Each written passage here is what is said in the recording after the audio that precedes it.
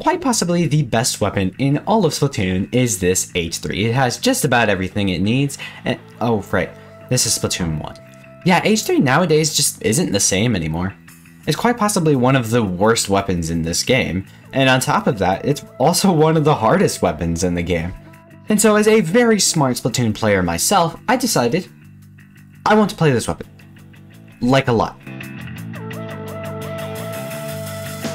So my first time giving H-3 a real try, no this does not count, went, well, I lost every game.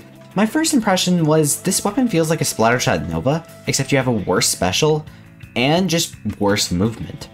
And weapons like the Splattershot Nova are not my strong suit, so needless to say, it went pretty terribly.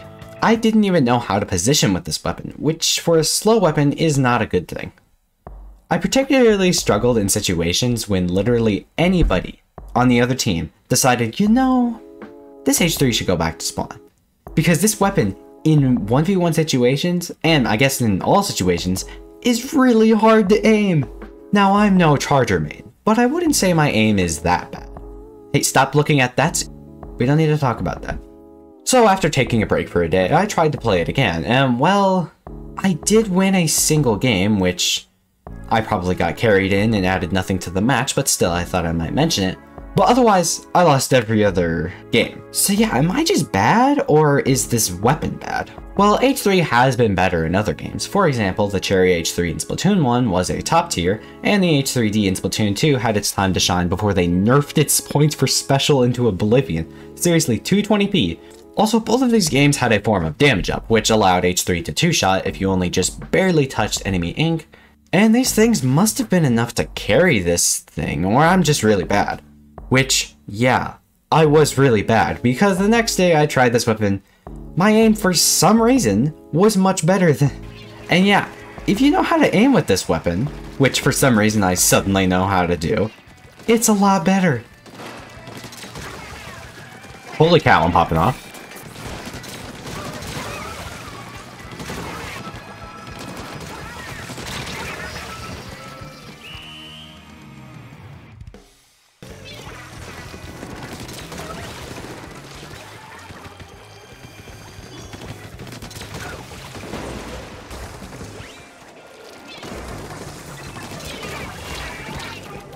Okay. Okay. Huh.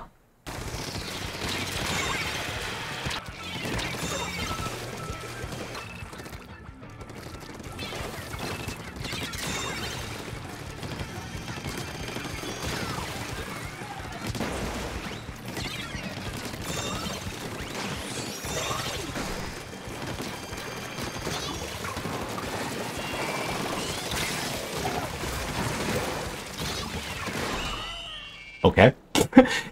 That was, I think that's a good time to stop.